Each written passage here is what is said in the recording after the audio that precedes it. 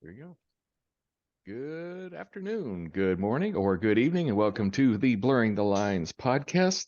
This is episode number 200. Can you believe that? 200. Wow.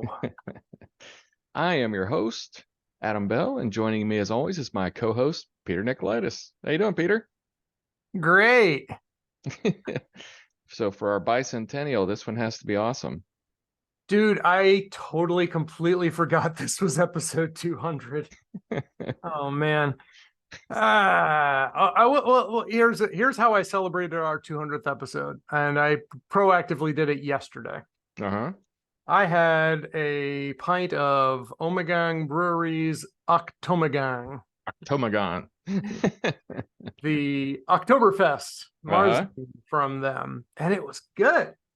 It was Cool. different. It was smoother, even a little less flavor than I would associate with most amber Marzens and stuff, Mm-hmm. but it went down quickly.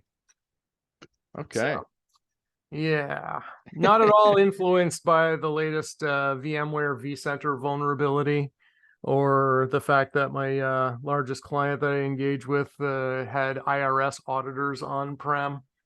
Oh, Uh, that's good times. Yeah, so I was having to do vulnerability scans for them and, have them shoulder surf and guide me through it. I learned a couple things. That was kind of cool. Mm-hmm. But yeah, it's been a week. It's been a week. So, So did you have the IRS cybersecurity folks helping you? well, they were saying, load this template, scan this, verify this IP address, go. That kind of Mm-hmm. thing. So, yeah, Okay. it was all right. I mean, it was straightforward stuff. It's just that I learned how to troubleshoot a couple of things with respect to vulnerability scanners that I had not yet learned. So that was kind of cool. There's always something to learn. Yeah. I'm way past my clients are like, you don't know that? Like, not even possible for me to know everything. Yep. Just it's Yeah. way too big now.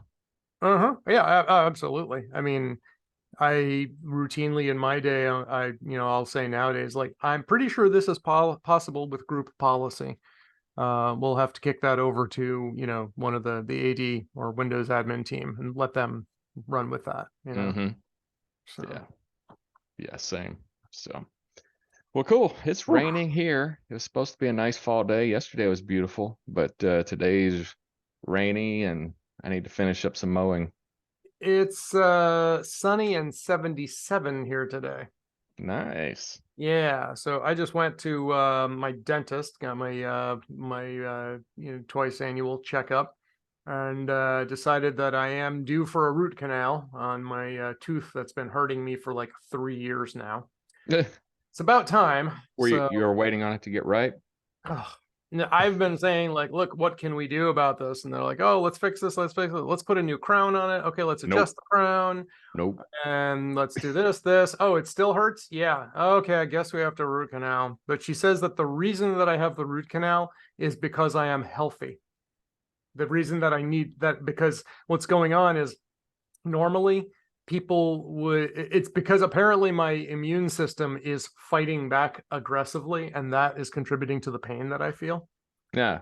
And so if I had a weak immune system, it wouldn't be fighting that good. And I guess I would just already have an abscess. All Like, right. so good? I Mm-hmm. guess. I don't know.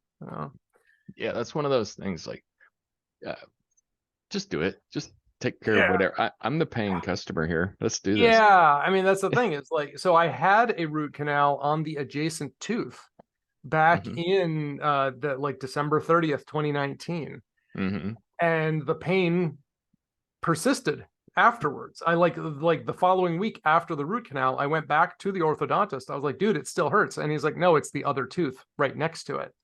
I was like, Yeah. son of a. And then that was right when I had quit my job with that other security company that you may recall I worked at briefly. And um, so I was on my own without health insurance for a little while, no dental coverage. So I was like, Mm-hmm. well, I don't want to pay for all this out of pocket right now. So I'll just wait. And then I went back to working for my other, previous employer, the hospital, got on their plan and just never really followed up for a while. Mm-hmm. But then, I'm at the point I was like, do I need another dentist? Like maybe it's time for a second opinion, but Mm-hmm. it was just like at this point cold hurts it, hot hurts it, sweets and alcohol hurts it, spicy food can hurt it on a given day. It's just like Mm. that's you're killing me now. Come on. Mm-hmm. Well, of course, healthcare is always a little bit different because they can argue things, ethical things, but like I have the same problem with my mechanic in my truck, Mm-hmm. and that I have now owned my truck for 22 years. I know what's going to go wrong because it has gone wrong before, and I know what I've experienced when that is happening. Mm-hmm. And I took it to the shop and I said, I want the fuel pump changed. Why Well, do you we want? usually don't do that Yeah, until it blows out, right? until it blows out. They said, well, we can check the pressure and see if it needs to be changed. I said, nope. I want the fuel pump changed, and I'm going to pay for the fuel pump to be changed. Well, we can do that. We just don't know that it's bad. I said, I do know that it's bad. This will be the third fuel pump that I have put in this truck.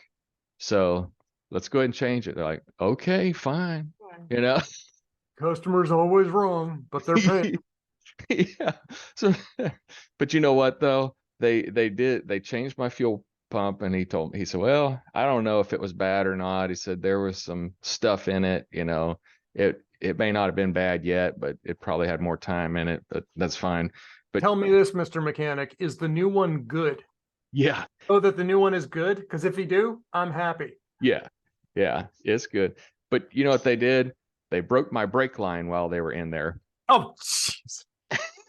So I'm driving down the road later, Oh, a week later. And yeah, so in order to get to the fuel pump, you have to lift the bed of my truck. It's just a poor design. So, I mean, the bed has to come off to change the fuel pump because the fuel pump is inside the gas tank. So that's a Chevrolet issue, but they broke my brake line, but fortunately they broke my rear brake line, and my truck has a master cylinder with two chambers. One does the front, one does the back. So I lost my rear brakes, but I still had front brakes. better to have some brakes than none brakes. None brakes. None brakes. Yeah. Oh man. Wow. That's I was gonna ask that answer. You answered my next question, which was going to be um did they find it or did you find it? And Oh yeah. I found it because found it. I lost. I mean, my brakes felt awful, and they were really just. And I got up under there, and I could see fluid. I was like, okay. I put enough fluid in it, and then I had my wife get in it and press the brake pedal, and it looked like an artery going. Like, Great. all right, good stuff. All right. So, needless to say, that the company that changed the fuel pump did not get my business to fix the brakes. There you go.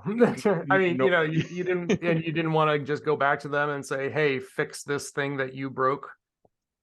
no, because it could. I could blame it on them because they were under there, but they could say no, it's fine. Like, we didn't break that. It was fine when it left here. I mean, so it just wasn't worth. I was like, yeah, I'll voice my opinion by where I take my car. All and right. and I There had you oh well, this is kind of funny car story since we're there. So at a different shop that I don't go to this shop anymore either, go. they had to change the engine mounts in my wife's Honda Odyssey. So the engine is a side mounted engine. So it's not facing forward, it's facing sideways. Right. So you have to raise the engine up to change the mounts, then you put the engine back down. Well, I got into my car, and the hood latch, or the van, the hood latch wasn't put back together. Okay. So I just went to the guy, real nice. I said, hey man, it looks like when they were putting everything back together, they forgot to put the hood latch back in place. He says, we didn't even touch the hood latch. You changed the engine mounts. Yeah, we don't have to touch it. We don't touch the hood latch to change the engine mounts. I was like, well, anyway, can you come look at it? And he's like, yeah, we'll fix it, but yeah, we didn't do that. I'm like, yeah, I took apart my engine hood latch Sure. Why'd you do that? to bring it back in.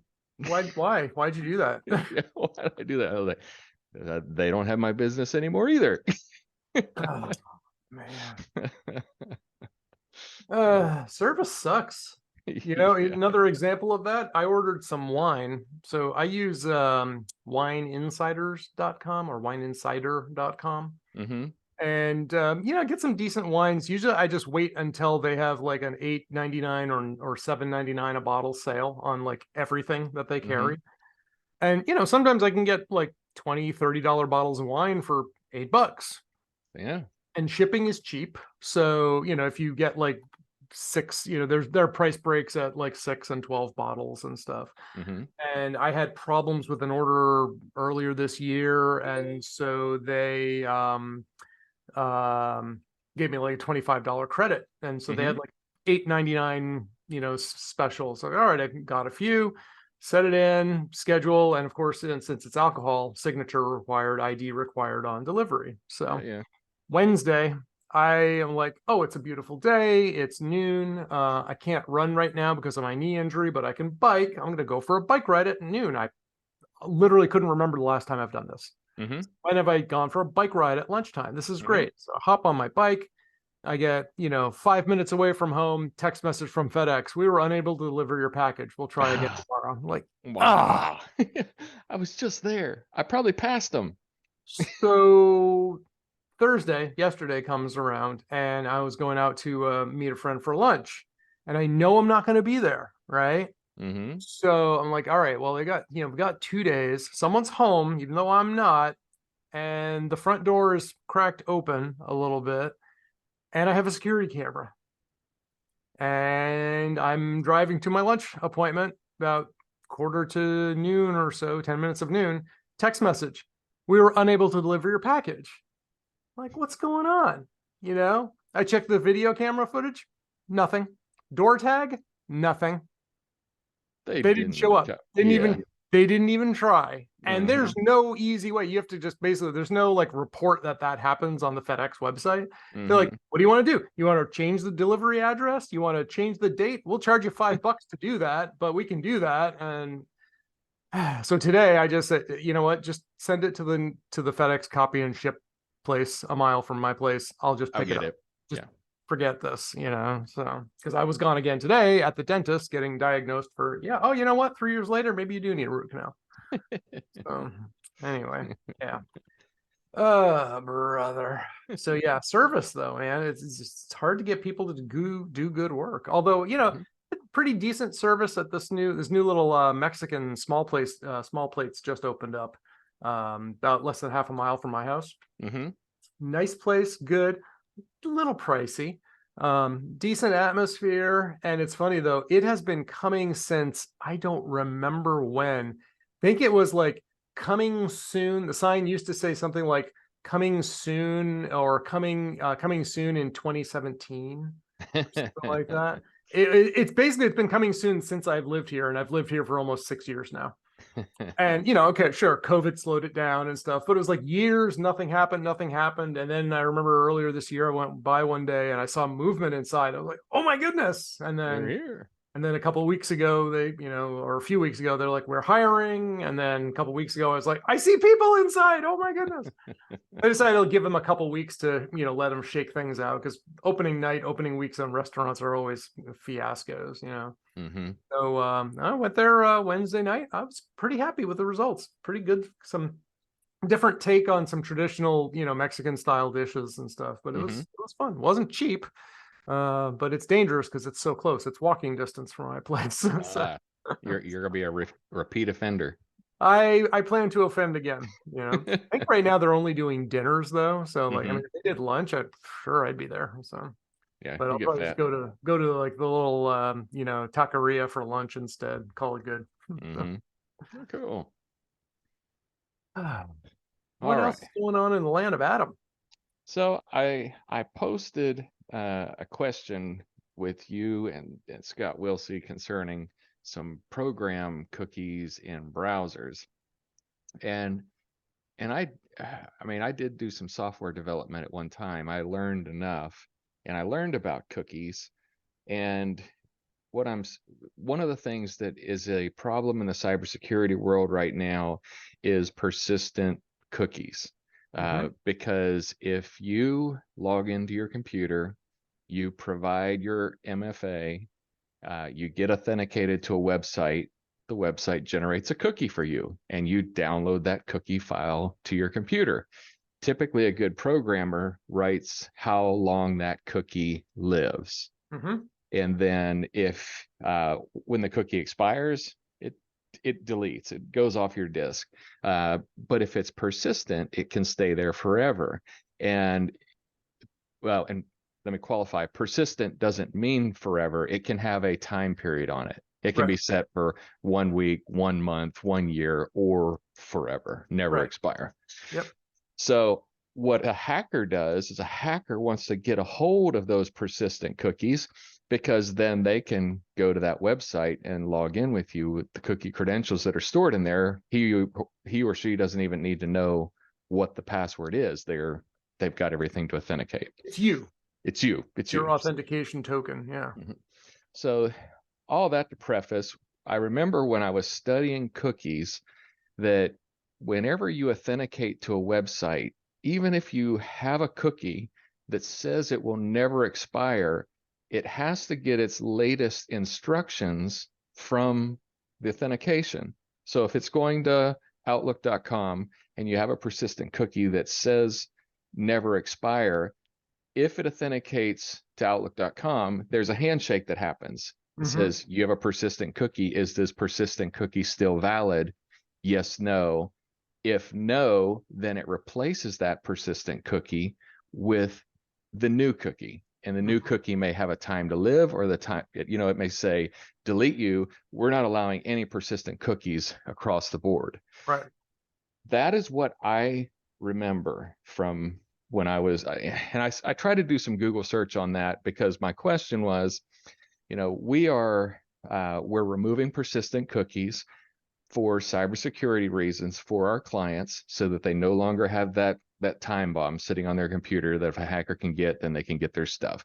Hmm. So if we change the persistent cookies to 1 week in Office 365, my theory is that all cookies associated with that person's login, the next time they authenticate, it invalidates all pre-existing cookies. Even if their previous cookie said never expire, it is now authenticated. It's going to download the latest cookie, and the latest cookie says 1 week.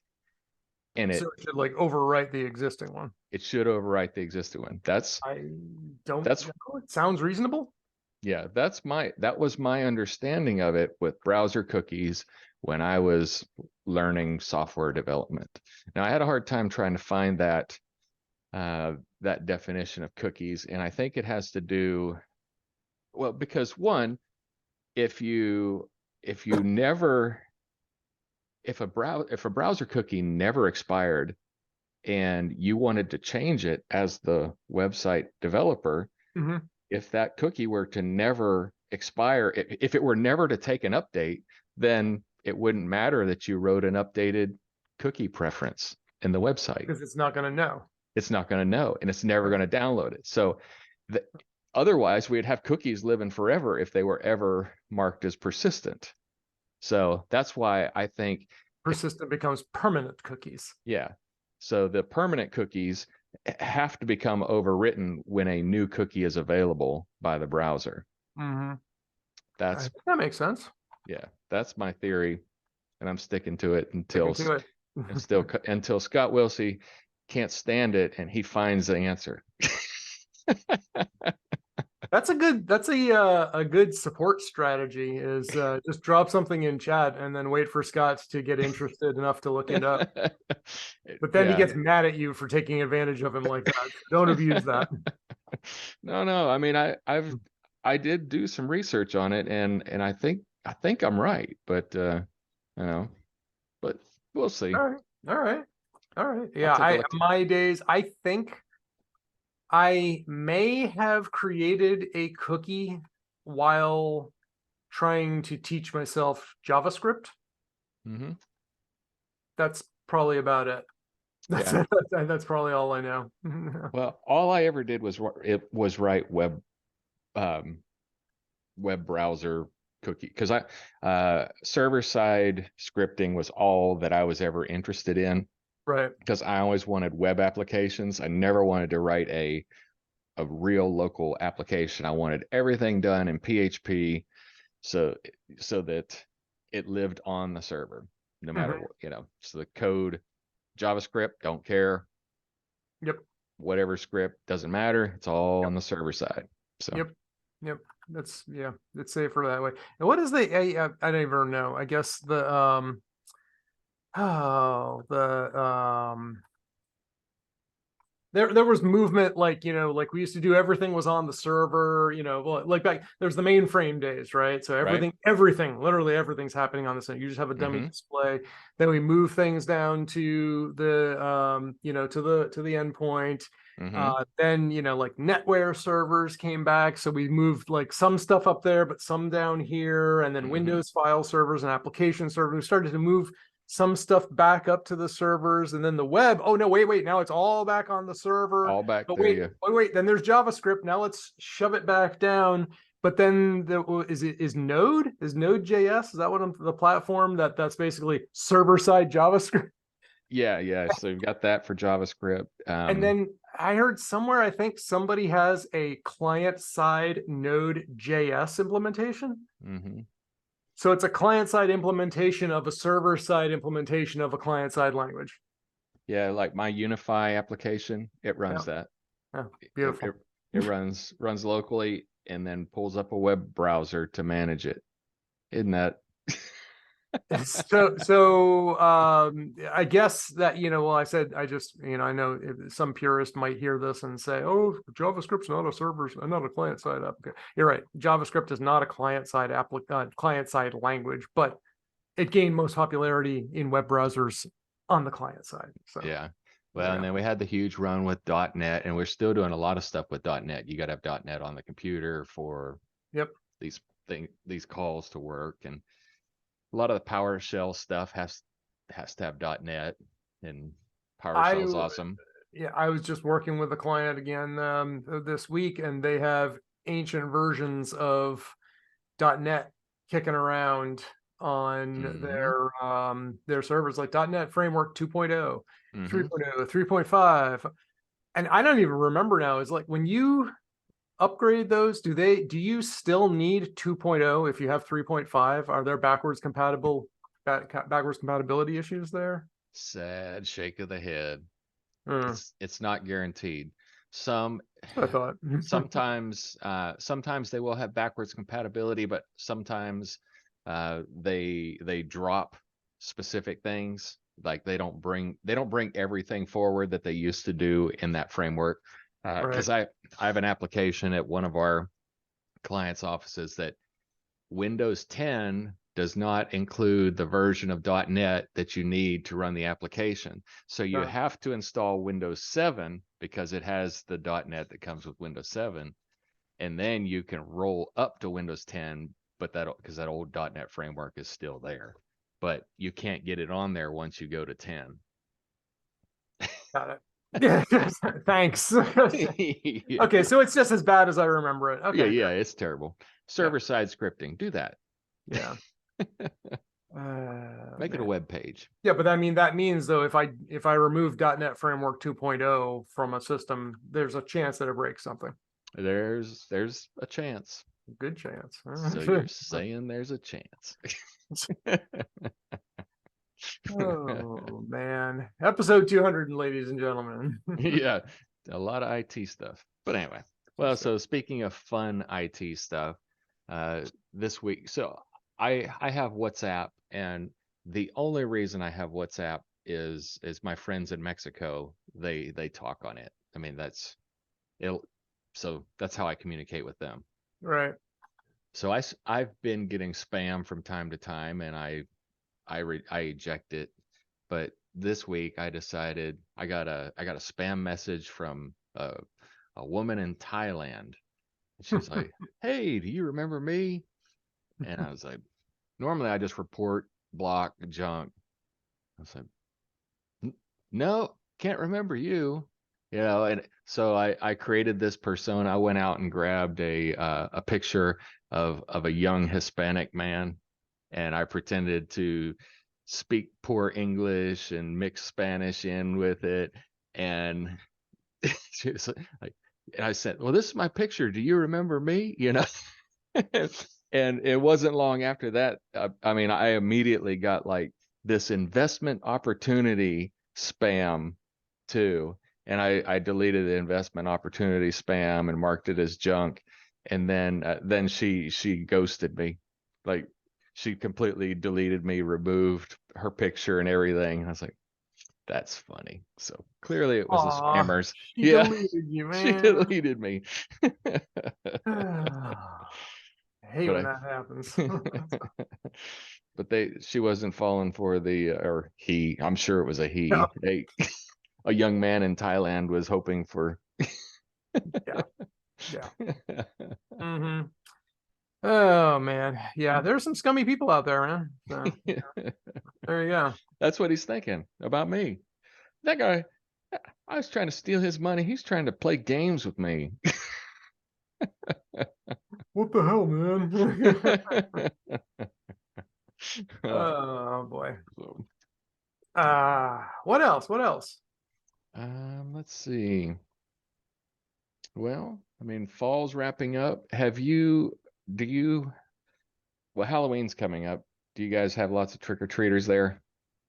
I have never had a trick or treater since I've lived here for the last 6 Halloweens. Are you in a condo? I am in a condo, but I have my own front door. Huh. I Yeah. would figure you guys would be like prime targets for drop off kids. So drop off kids and walk all the way down here, kind of like apartments.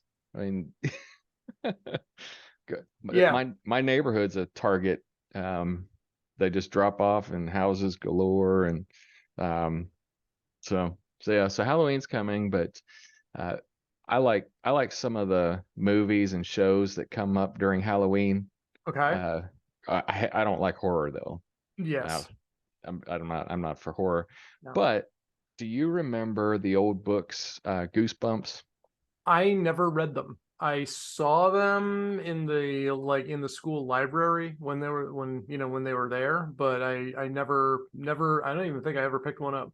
Well, I think we were too old because I think that like my sister, who was 3 years younger than me, she would read them, but we had just been a little bit too old for them when they started coming out, because they were kind of teenage target, Okay. and we were like junior and senior in high school and Got it. not really into that. The That tracks. Yeah. So they redid a movie not long ago with Jack Black, and it was kind of amusing. But on Hulu, they've got a series, and it's made up of a number of different stories from the Goosebumps, different stories throughout, and it's pretty good. And Okay. it's like what I call X-Files horror. Some little bit of gross things, Yeah. and but nothing like Saw or psychological horror, just really disgusting and things like that. So, but if you have Hulu, it's I fun. do. And I just got a notification. I saw an email from Wired magazine saying that, these are the best 30 whatever the best 30 movies or shows on Hulu right Yeah. now, something. So it's like every now and then I hear about something on Hulu and I'll hop over there just to see what's going on. But I don't remember the last time I opened the app. It's usually Disney Plus or Max, and then Prime or Netflix. Hulu's Hmm. definitely the fifth place, contender. And oh well, I guess Apple TV Plus. So, but Yeah, I it's don't I funny. don't subscribe to all of them at the same time. So, Yeah, I kind of go back and forth on Hulu. There's mhm, times when I spend a lot of time in there and then I get away from it for a while. So last year I bought the Hulu, the full-blown package where you get the sports, because that's what we primarily I wanted: SEC network, college football, NFL football. I wanted to get all the sports and I could watch it wherever I am. mhm, The problem, or that really irritated me, one, I have two properties. I have a property in Lobelville and I have a property in Hendersonville.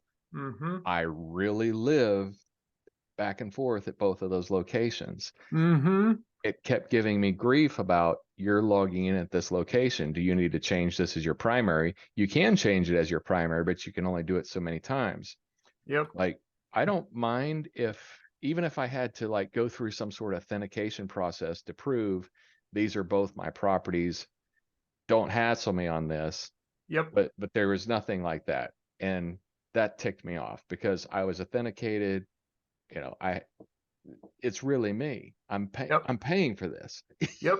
Yeah, I know. Believe me, I know that feeling, and I may start spending more time up in Vermont myself, so I might start doing the same thing. And it's like, yeah, I'm moving back and forth, and that's why they say get a VPN. Yeah. But and the problem is I I can't do a VPN on my Amazon Fire Stick. But you could put it on your router.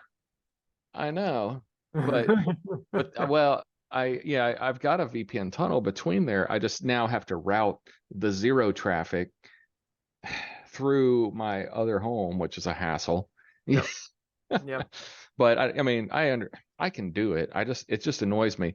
So this year instead, so I canceled Hulu at the end of football season, the full blown. I still have Hulu, but I canceled the full everything, and I went with YouTube TV this year. Hmm. And I don't know, it's not as good. It's not as easy. Um, It's definitely not. I mean, I even tried to do that. I tried to back last year or year before. I tried to get YouTube TV for my father mhm, to just, but his mind, he couldn't handle the change, yeah, from traditional satellite TV with the grid and the numbers. mhm, And but it was because he had Fire TV stick with mhm, the YouTube app, and that's confusing because you're in Amazon land, you need to go into YouTube land, mhm, and that alone he couldn't understand. yeah. So, and even once you get into there, it's like it's a little confusing, moving around and stuff like that. Well, what I didn't like is, so I got well, so I've got every channel. It feels like I've got a subscript. I've got ESPN Plus, and I don't know who gives me ESPN Plus. I don't know if I get it through Hulu or if I get it through Disney or if I get it through wherever. But Hmm. YouTube, so the very first UT football game came on, and it came in there, and it was Yep. I DVR'd it just like it was a DVR and everything. It was like perfect. I love it. The Yep. next game, I couldn't get it. Why couldn't I get it? Because it was on the ESPN Plus app.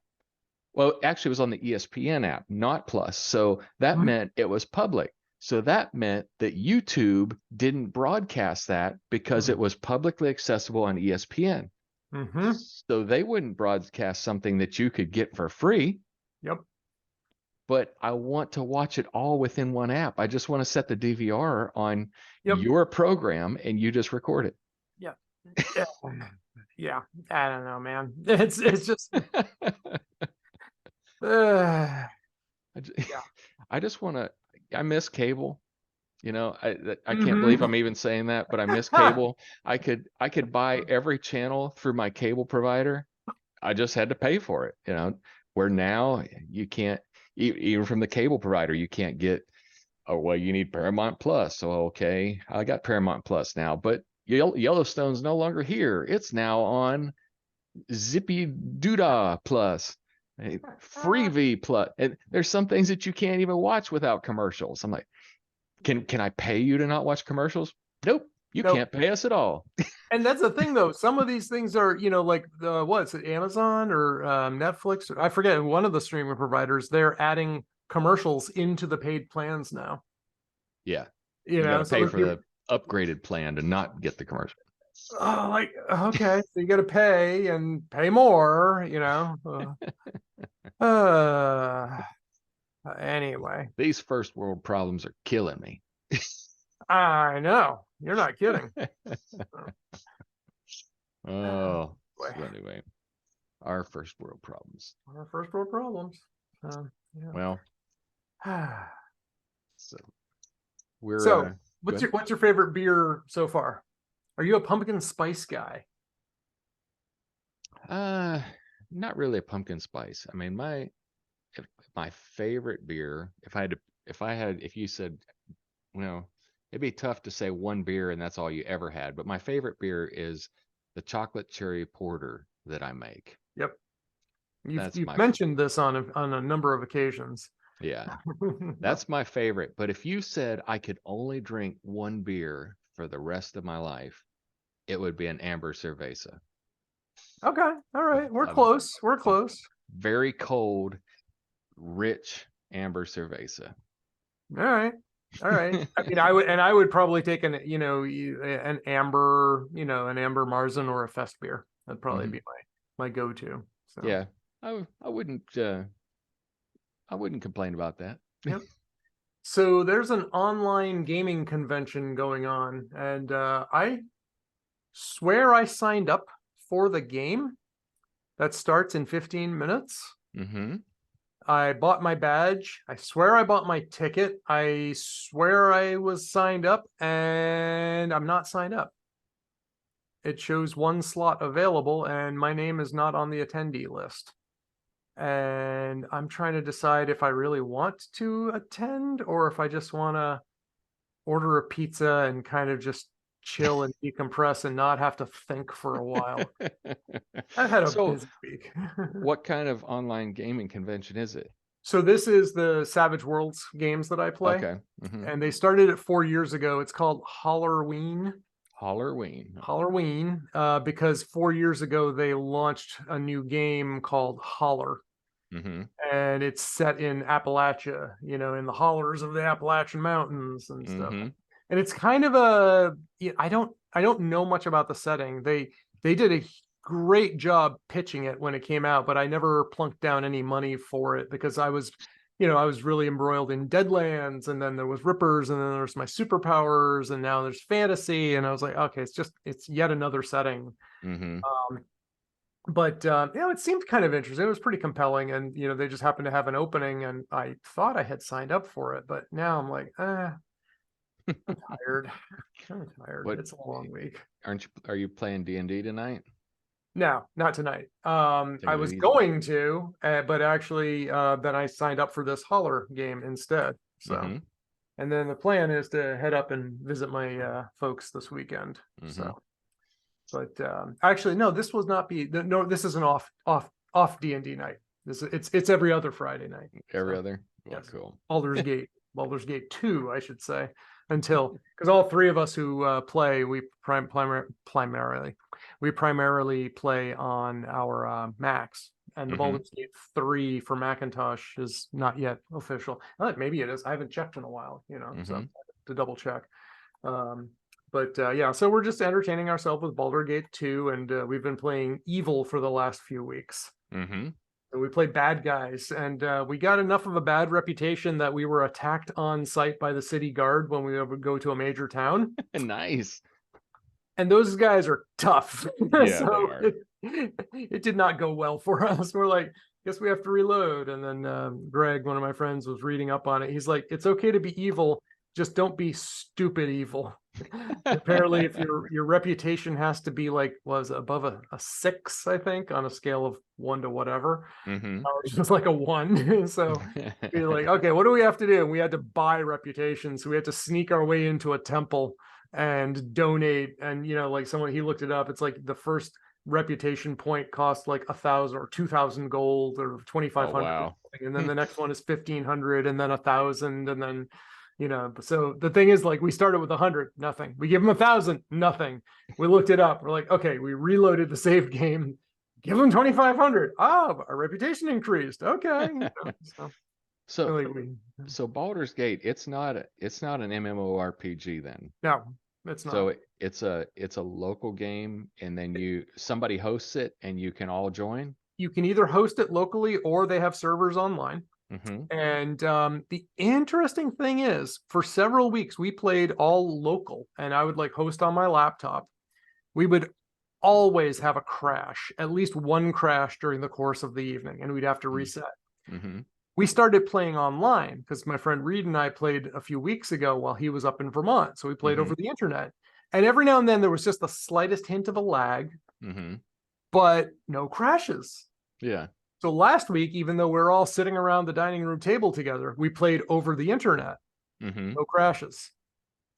You'd think with the extra Local, latency, yeah. You'd think local would be more stable, but it wasn't.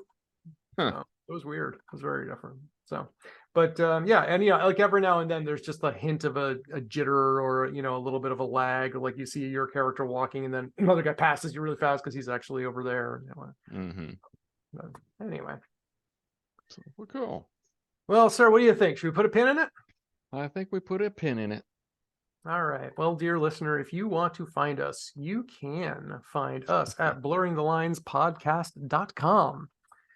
And you can send us your feedback. Like if you want to, get on my case for saying that JavaScript is a client-side language, that's fine. You can do that. If you want to do that, you can visit me at, you can find me on Mastodon at Nikolaidis at infosec.exchange. You can find Adam on X at Sublime Comp.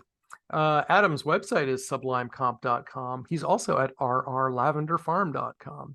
I am at yogawithpeter.com, and you can also find me at friendswithbrews.com, where I host another semi-weekly podcast with listener and friend of the show Scott Wilsey, where we talk about a lot of the same things, but sometimes we talk a little more about beer and coffee. And for those real genuine beer episodes, that's when we have Adam on, because he knows more about beer than either Scott or I do. So. Anyway, so you can find us. We record most weeks here, not every week, but hey, you know what? We don't have an SLA for our podcast release schedule, so we're not violating. And next week I have Bruce Willis lined up, and so excellent. That's great. It should be great. I That's can't wait to talk about Moonlighting and Die Hard and yippee-ki-yay, mother. Yeah. If Bruce is on, that's going to be the title of the podcast next week. I think it should be regardless. Yippee-ki-yay, MF. Well, on that note, I think we should put a pin in it. So since you opened us up, I will close us down with a big red button.